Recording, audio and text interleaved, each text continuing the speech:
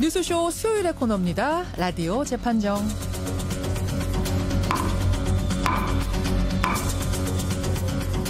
논란이 되고 있는 이슈나 인물을 저희가 스튜디오 재판정 위에 올려놓습니다. 여러분이 들으시면서 양측의 변론 들으시면서 배심원 자격으로 판결을 내려주시면 되는 거죠. 오늘도 두 분의 변호인 나오셨습니다. 노영희 변호사님 어서 오세요. 네, 안녕하십니까. 손수호 변호사님 어서 오십시오. 네, 안녕하세요. 우리가 하마터면 오늘도 재판정 못 갈 뻔했잖아요. 네. 박근혜 전 대통령의 영장심사가 그러니까 내일이니 망정이지 오늘이었으면 우리가 또 재판정 주제 못 들어갈 뻔했어요. 재판정을 이렇게 진행하게 해준 검찰에게 일단 감사드리면서 그래도 재판정 들어가기 전에 잠깐 그 영장 얘기 좀 해볼까요? 네네. 박 전 대통령 결국은 심사에 참석하기로 한 거죠. 네, 그 본인이 영장 실질 심사를 받겠다라는 의사를 어제 표명한 것으로 지금 기사가 나오고 있죠. 네. 네. 사실은 이제 언론에 얼굴 비치는 게 부담스러워서라도 심사 참석 안 할 거다. 안 해도 된다면서요. 예, 그건 이제 피의자의 권리니까 안 할 수 있는데 만약에 안 하게 되면 오히려 내가 죄가 있다는 것을 스스로 인정하는 모양새가 되기 때문에 적극적으로 본인에게 죄가 없다는 걸 소명하려는 그런 전략인 것 같습니다. 결국은 그래서 나오는 것으로 그렇죠. 결정을 했습니다. 손 변호사님, 네. 어떤 판사가 심사를 할지는 이거는 누가 정하는 거예요? 그거는요. 지금 서울중앙지방법원에는 영장 전담 판사님이 3분 계신데 예. 전산회에서 자동으로 이제 선정되는 추첨이에요, 그러면? 추첨은 아니겠죠. 추첨은 아니지만 일종의 자동으로 이제 결정이 되는 거죠. 그래서 만약에 그렇게 전산으로 결정했는데 맞지 못할 담당하지 못할 특별한 사유가 있으면 이제 그 다른 판사가 맡게 조정을 되는 하고. 상황이죠. 배당 시스템이 있어서 이게 원래 이제 요일별로 보통 정해져요. 그 판사님들이 하시는 그것이. 근데 이번에는 아마도 새로 오신 그 강부영 판사님이 맡게 되신 걸로. 강부영 판사. 이분은 네네. 벌써 스타가 되셨어요. 뭐 실시간 검색어에 이름이 며칠째 오르내릴 정도인데. 되게 또 외모도 애떼시고. 어떤 분이에요, 이 판사는? 이분이 제주도 출신이시고 고대 나오셨고 43세시죠 지금. 43세. 네, 32기시고 여기 오시기 전에 인천에 계셨었고요. 그 우리 지금 손수호 변호사가 지난번에 사건 맡았던 거 있어요. 박유천 그 관련된 무고 사건 있었지 않습니까? 그거가 관련이 조금 있습니다. 그러니까 그 무고녀에 대해서 영장을 청구했었는데 저 아닌데요? 아니에요. 그러니까 두 번째 무고녀였죠 말하자면은 그 분이. 아닌데. 그 사건 아니죠. 그 사건 아니죠. 박유천 사건 아니었어요? 아니요. 이진욱 사건이었죠. 맞아. 죄송합니다. 이거 나가서 정리하시고 두 분이 어쨌든 간에 박유천 사건의 그 무고녀 두 번째 무고녀에 대해서 그 영장을 청구했었었는데 기각했었습니다. 이 판사님께서. 근데 또 이제 또 다른 거에 대해서는 예를 들면은 어떤 시인이 이제 그 미성년자에 대해서 성추행 내지는 뭐 여러 가지 행위했다는 것으로. 그것도 유명한 사건이었죠. 예, 그 사건에서는 또 구속을 시키셨죠. 근데 국정농단 사건 자체는 처음이어가지고 이번에 어떤 결정을 내리실지는 좀 두고 봐야 되겠습니다. 오전에 출석할 거예요, 박근혜 전 대통령. 그럼 발부까지는 시간이 얼마나 걸릴 걸로 예상하세요? 글쎄요. 상당한 시간이 걸리지 않을까 싶습니다. 왜냐하면 이번에 구속영장이 청구되면 신속하게 그 영장 실질 심사, 즉 구속 전 피의자 신문 그 일치를 지정하고 진행해야 되는데 법에 따라서 그런데 이번에 시간을 3일이나 두었습니다. 그 이유가 물론 전직 대통령에 대한 사건이기 때문에 신중하게 한다. 또는 준비할 시간을 준다라는 이유도 있을지 모르겠습니다만 법원에서 이게 관련 기록이 너무 방대해야 돼요. 그래서 영장 실질 심사 전에 검토를 해야 될 필요성이 사람 있기 부르기 때문에 전에 피의자 부르기 전에 미리 그렇죠. 일단 검토해놓고 이제 뭘 물어볼지를 정해야 되니까 그 사전 준비 작업이 법원에서도 판사도 필요했다라고 할 정도거든요. 그렇다고 한다면 실제로 신문 즉 법원이 물어보는 겁니다. 피의자인 박근혜 전 대통령에게 물어보고 또 검사의 의견도 듣고 해서 구속영장을 발부할 사정이 있는지 여부를 판단하는 게 이번에 구속 전 피의자 신문인데요. 그렇다고 한다면은 물어볼 사항이 많을 수도 있습니다. 그럴 수 있겠네요. 그리고 또 물어본 후에도 신문 절차를 마친 후에도 그 여러 가지의 그런 방대한 자료를 다 종합해서 최종 결론을 내려야 하기 때문에. 그러니까 일단 조사 다 한 다음에 어디 대기하십시오 하고 보내잖아요. 그렇습니다. 그러고 나서 또 막 회의하는 거예요. 그렇습니다. 회의는 아니고요. 회의는 아니에요. 유치해 놓은 다음에 영장 전담 판사가 고독한 결단을 내리게 되는 것이죠. 혼자서 고독하게 결정하는 겁니까? 시간이 꽤 오래 걸릴 수도 있고 만약에 시간이 꽤 걸리지 않고 결과가 바로 나왔다 하더라도 바로 내지는 못하겠죠. 그렇군요. 그러니까 시간이 상당히 걸릴 거다. 우스갯소리로 이런 것도 하나 있어요. 뭐요? 판사님들이 고심의 흔적을 알리기 위해서 문 걸어놓고 좀 주무시다가 발표한다는 것도 있어요. 그러나 이번엔 절대 네. 그럴 수 없는 거고 정말 고심을 할 수밖에 없는 네. 강부영 판사 혼자서 고독하게 결정을 해야 되는 그 순간이 다가오고 있습니다. 내일입니다. 13가지 혐의입니다. 이 질문이 어떨지 모르겠는데 만약 이 13가지 혐의가 다유죄가 된다고 하면 그러면 형은 얼마나 돼요? 예상하기로? 이게 기본적으로 그 한 명에게 여러 개의 혐의가 있는 경우에는 실체적 경합범이라고 하는데요. 그런 경우에는 가장 중한 죄의 정한형의 2분의 1까지 가중이 가능하거든요. 무슨 말이에요, 그게 지금? 그러니까 가장 중한 죄가 뇌물수수라고 한다면 그게 이제 10년 혹은 무기징역 아니겠습니까? 그럼 무기징역형에 대해서 2분의 1을 가중하거나 유기징역에 2분의 1을 가중할 수 있는 거예요. 장기를. 더해요. 네, 그런데 무기징역은 뭐 가중이라는 게 의미가 없으니까. 무기징역이니까. 만약에 유기징역형을 판사님이 선택을 하신다면 현재 유기징역형이 30년이에요. 그러면 그거의 상한선이 30년인데 15년을 더 더해서 45년까지 가능한 거죠. 아, 가장 중한 죄에다가 그렇죠. 2분의 1을 가중하는 방식. 근데 그게 13개라고 해서 13개 다 더하는 게 아니군요. 그렇죠. 예. 근데 이제 최하한이 원래 10년 이상이었기 때문에 10년에서 원래는 45년까지 돼야 되는데 보통은 이제 2분의 1 감경을 해줘요. 그게 장량 감경이라고 하거든요. 박근혜 전 대통령이 아마 초범이실 테니까 그렇게 되면 5년에서 45년 사이에서 이제 형량이 결정돼야죠. 5년일 수도 있고. 네, 게다가 이제 만약에 뇌물이 인정이 되게 되면 재산이 또 몰수가 되거나 추징 이렇게 돼야 되겠죠. 무기징역 가능성도 있습니까? 무기징역형을 선택할 수도 있는 거죠. 판사가. 그 이제 판사가 무엇을 선택하냐인데 양형 그 기준이 따로 있어서 이런 경우는 무기징역 선택은 안 하실 것으로 보입니다. 그렇게 돼요. 폭이 넓네요. 5년에서 45년. 알겠습니다. 유기징역의 경우에 가중했을 때 이제 그 법이 좀 바뀌어가지고 최장은 50년까지로 가는 건 하죠. 그래요. 예, 이렇게 우리가 사전 지식을 가지고 내일의 영장실질심사 여러분 보시면 되겠습니다. 자, 라디오 재판정 오늘 주제로 들어가 보겠습니다. 오늘 변론을 펼칠 주제 이겁니다. 좀 전혀 다른 얘기예요. 약탈 문화재를 훔쳐왔다면 이건 우리 소유냐 아니면 돌려줘야 하느냐 바로 이겁니다. 아, 오랜만에 재판 봉지입니다. 깨지겠어요. 너무 특집이 많아서 오늘 주제 노 변호사님 이게 무슨 얘기예요? 무슨 내용이에요? 저는 이분들을 일종의 의적이라고 표현하고 싶은데요. 의적이요? 그러니까 이제 도둑들이 있었어요. 근데 이분들이 과거에 일본에서 우리나라의 문화재를 많이 약탈을 해서 가져가서 그 상대적으로 허술한 사찰에 많이 보존하고 있다라고 하는 것을 알고 이제 계획을 잘 세웠습니다. 그래서 2012년 10월 일본 대마도 관음사에서 관세음 보살 좌상을 훔쳤습니다. 그러니까 일본에 가서 우리나라 도둑들이 훔쳐왔어요. 네, 근데 이 관세음 보살 좌상은 700년에 가까운 역사를 가진 유물이었는데 이 유물을 일본에서는 1973년도에 유형 문화재로 지정을 한 거예요. 근데 이제 어쨌든 일본 유형 문화재로 지정된 이 관세음 보살 좌상을 이들이 훔쳐서 1월 달에 이거를 팔려고 했어요. 2013년 1월에. 그러다가 이제 적발이 된 거죠. 그러니까 일본에서 이거는 우리 거니까 돌려달라 이렇게 요구를 했고 우리 정부가 돌려주겠다고 했어요. 돌려주겠다. 네, 그랬더니 이제 부석사에서 국가를 상대로 해서 그 좌상은 우리 거였다. 그런데 일본이 훔쳐간 것이니까 일단은 우리한테 돌려줘야 된다. 이렇게 주장을 했고요. 일본에서는 아니다. 우리는 정당하게 인도받은 거다라고 주장을 했습니다. 그러니까 부석사는 일본이 우리 거 훔쳐갔던 건데 다시 우리한테 다오. 그렇죠. 일본에서는 아니다. 부석사한테 우리는 기증받은 거였던 거다. 그러니까 다시 다오. 이렇게 되는 거예요? 네. 그래서 이제 이게 법원에 갔죠. 대전지방법원에서 올해 1월 26일에 판결이 내려졌는데 이 불상은 부석사의 소유다. 그렇기 때문에 정부는 부석사의 이 불상을 인도하라. 이런 판결을 내렸습니다. 1심 난 겁니까? 네. 1심입니다. 그랬더니 이제 검찰에서 인도 집행 정지 신청을 해서 확정 판결 나기 전까지는 일단은 대전국립문화재연구소 수장고에 보관을 하되 나중에 확정 판결이 나게 되면 그 결정에 따라라 뭐 이런 식으로 된 거죠. 이게 쉽지 않은 문제네요. 참 어려운 문제입니다. 그러니까 분명 부석사 건 맞아요. 예전에. 근데 이게 어떻게 된 일인지 모르겠지만 일본으로 건너가 있어요. 근데 우리나라 도둑들이 그걸 다시 훔쳐왔고 그걸 본 원주인 부석사가 저거 내가 잃어버렸던 건데 이렇게 된 겁니다. 그럼 이건 과연 누구에게 줘야 되는가 이 문제. 두 분 변호사 입장부터 확인합니다. 손 변호사님 어느 입장이세요?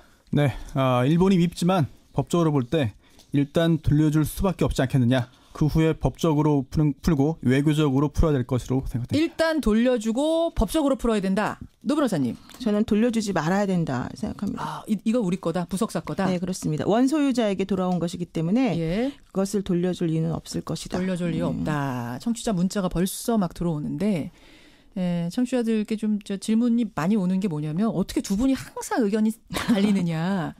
제가 좀 이 기회에 말씀드릴 건 항상 딱 갈리진 않습니다. 하지만 방송을 위해서 두 분 중에 한 분이 자신의 의견과 달라도 자신을 버리고 준비해 오신다는 거. 출연료를 받는 대가입니다. 이거는 좀 감안을 해 주시고요. 오늘은 어땠는지 모르겠습니다. 하여튼 그렇다는 거. 자, 오늘의 주제 약탈문화재를 훔쳐왔다. 그렇다면 이건 우리 소유가 되느냐 아니면 일본에 돌려줘야 하느냐. 문자 주시면 되겠습니다. 50원의 단문 100원의 장문 유료 문자 샵 1212 카톡 레인보우. 돌려줄 이유 없다. 노영희 변호사 노변. 돌려줘야 한다. 일단은 손소호 변호사 손변 이렇게 보내주시면 돼요. 오늘은 의견이 갈리지 않았습니다. 그래요? 네. 갈리지 않은 것이 억지로 갈라놓으신 거군요. 아니 의견이 갈려져 참 죄송합니다. 네. 노 변호사님 여러 가지 헤매네. 네. 손 변호사님께 질문 드릴게요. 약탈해간 문화재는 원래 돌려주도록 국제법이 돼 있는 거 아닙니까? 네, 돌려주어야죠. 예. 약탈당한 문화재는 돌려주어야 하는 것이 맞습니다. 예. 네, 그런데 어떤 것이 약탈당한 문화재이냐를 따져봐야 되고요. 또한 돌려주는 것이 맞는데 누군가가 제3의 기관이 강제적으로 이거를 진행할 수는 없거든요. 그렇다면은 돌려주는 것이 원칙입니다만 양 국가 사이에서의 순조롭고 원만한 교섭에 의해서 진행되고 있는 것이 현실이고요. 또 하나가 이게 일본 이야기 나오면 오늘의 그 문자 투표 결과는 이미 나온 거랑 마찬가지입니다. 네. 일본이란 단어만 나오면 네, 나온 게 마찬가지고요. 그런데 냉정해야 됩니다. 예. 그리고 또 어떤 부분?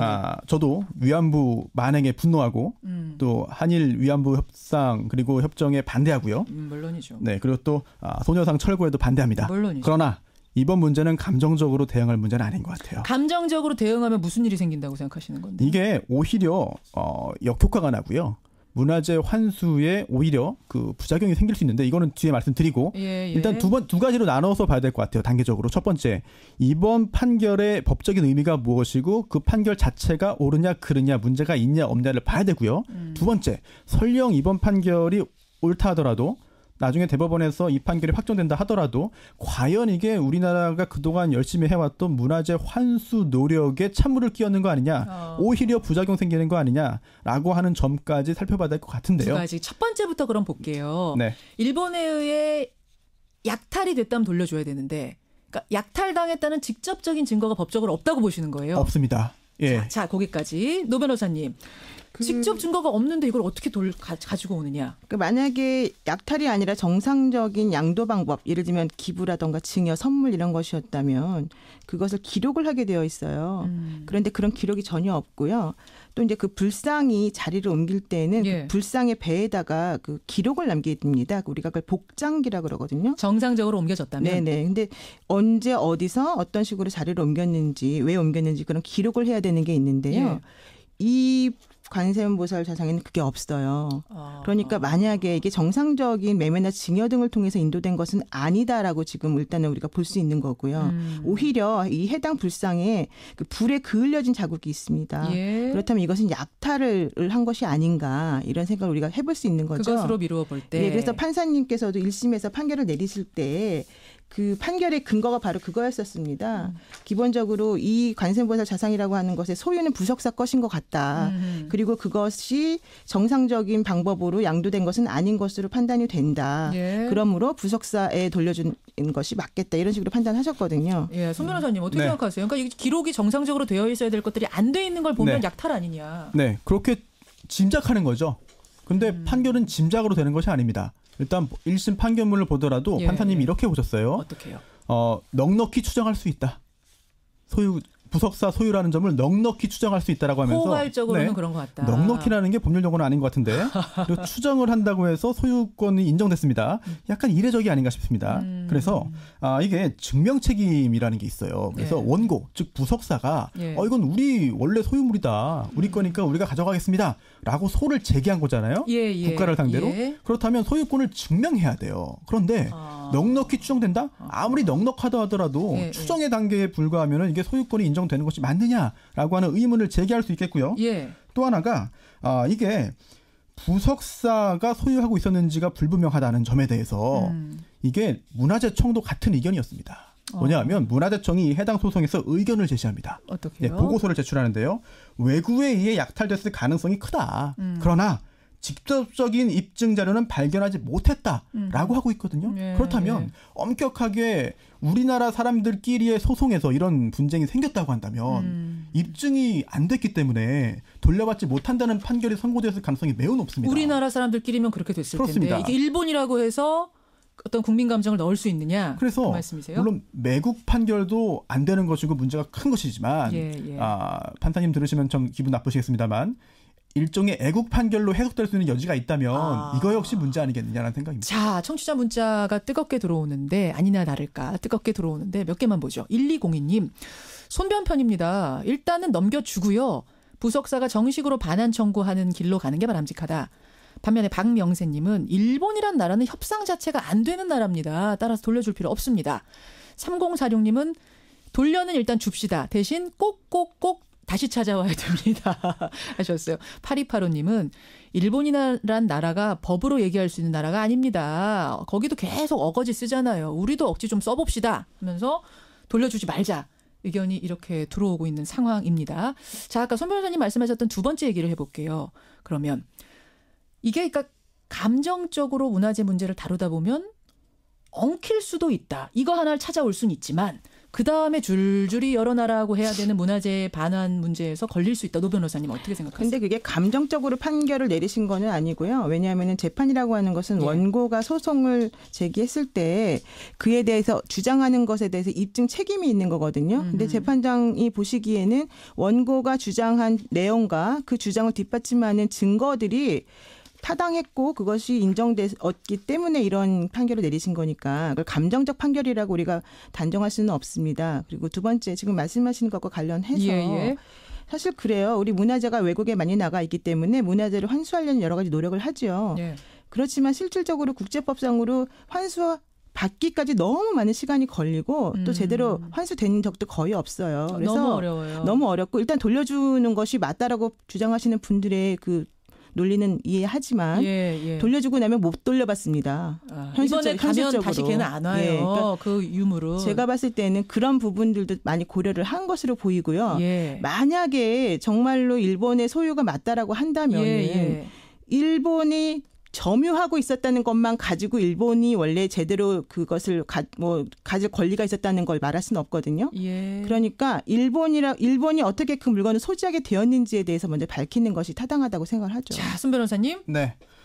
일단 정부 입장에서는 1심에서 패소했지만 대법원까지 가야만 사실은 그 논란이 적어질 수 있기 때문에 당연히 항소를 한 것으로 보입니다. 그거를 지적할 수는 없을 것 같고요. 두 번째. 이 도둑들이 의적이 아니에요. 의적이 아니고요. 부석사에 꼭 찾아주고 싶어서 가지고 온 건 의적이 아니에요. 이게 일본에서 아주 여러 가지의 그런 절차를 거쳐가지고 치밀하게 훔쳐온 다음에 우리나라에서 작물로 판매를 시도합니다. 그러다가 적발된 거거든요. 의적이 아닙니다. 이게 돈 벌려고 한 거고요. 범죄자들이고 또 하나가 이게 그 문화재관리법에 따라서 국외소재 문화재 재단이 설립돼 있습니다. 그래서 외국에 있는 우리나라의 국외 반출 문화재의 현 실태를 파악한 후에 환수 노력을 하고 그게 안 될 경우에는 현지에서 보존되고 잘 활용될 수 있도록 노력을 하는 재단이 있는데요.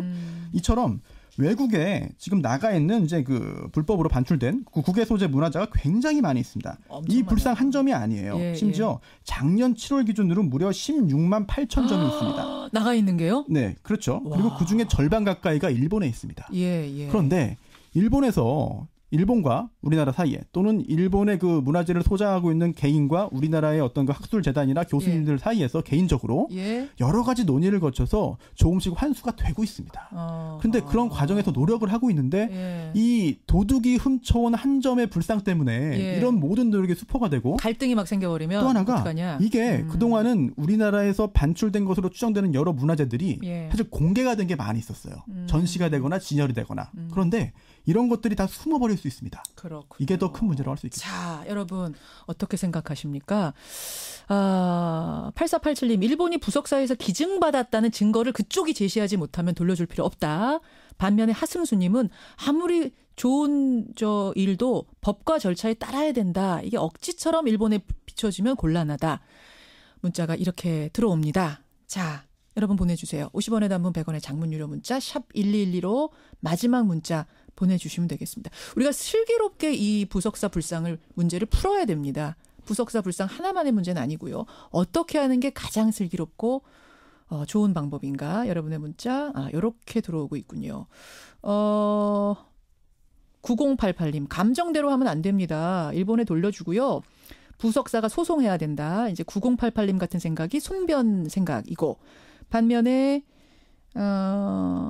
김은영님은 우리도 감춰두고요. 일본한테 다시 훔쳐가 보라 그러죠. 이런 감정적이시네요. 네. 이런 정말 감정적이십니다. 감정적인 청취자도 계십니다. 상당히 위험하다는 거. 우리가 지혜롭게 해야 된다는 아니, 거. 동의할 수는 있습니다. 네. 이해 갑니다. 이게 지금 부석사 대 국가의 소송이었고요. 그 검찰이 항소를 했는데 항소 이유서가 뭐라고 돼 있냐면은 이 불상이 1330년도에 만들어진 것이 맞는지 이 불상을 제작한 부석사가 지금의 부석사가 맞는지를 입증해라. 이렇게 주장하고 있어요. 그리고 그러니까 이 얘기는 그러니까 당시에 제작한 진품이 아니라면 부석사가 원소유주가 아니니까 부석사한테 주면 안 된다는 거거든요. 그런데 그렇다면 일본이 왜 유형문화재로 지정하고 반환을 요구하는가 그런 의문이 있죠. 알겠습니다. 네. 자, 여러분 문 닫습니다. 약탈문화재를 그러니까 우리가 약탈당한 문화재를 우리가 또 훔쳐왔다면 이건 우리 소유인가 아니면 일단 돌려줘야 하는가. 우리 청취자 배심원들의 선택은 이렇게 났군요. 71% 대 29%. 71대 29로 돌려줄 필요 없다. 노영희 변호사의 손을 들어주셨습니다. 손 변호사님. 네. 마음은 일단 비우고 계셨던 거죠? 언제나 그렇습니다. 29%나 그래도 나왔어요. 네. 감정적으로 가면 안 된다. 네. 노 변호사님, 이 정도 예상하셨습니까? 네, 근데 사실 이제 법리적으로 따지게 되면 손 변호사님 말씀과 같은 식의 논리를 당연히 할 수가 있는 건데 그럼에도 불구하고 저는 이런 문화재 같은 경우는 국제법적으로 사실은 잘 지켜지지 않아요. 문화재라서 이제 좀 특수하다 이거죠, 손 변호사님. 그러다 보니까 우리나라에서도 법적인 해결보다 그 민간 교류 차원에서 해결을 하는 게 있는데요. 성공 사례가 하나 있습니다. 그래요? 이게 21년 전인데 이제 그 데라우치 통감이라고 그 일제 강점기의 그 통감이 있는데 그분이 이제 그 2,000점 가까이 그 소장하고 있다가 받아왔어요. 우리나라 교수님들이 이제 부탁을 하고 요청을 하고 수년간 이제 요청을 해가지고 노력해서 무사히 받아온 적이 있거든요. 이게 오히려 현실적인 해결책인 것 같습니다. 자, 여러분, 하여튼 뭐 우리 마음 세 사람의 마음은 다 돌려주기 싫습니다. 이건 분명하지만 어떻게 하는 게 가장 현명하고 지혜로운 방법일지는 이제 2심, 3심 남았습니다. 우리가 의견 모아봐야겠습니다. 두 분 고생하셨습니다. 네, 감사합니다. 고맙습니다. 라디오 재판정 손수호 변호사, 노영희 변호사였습니다.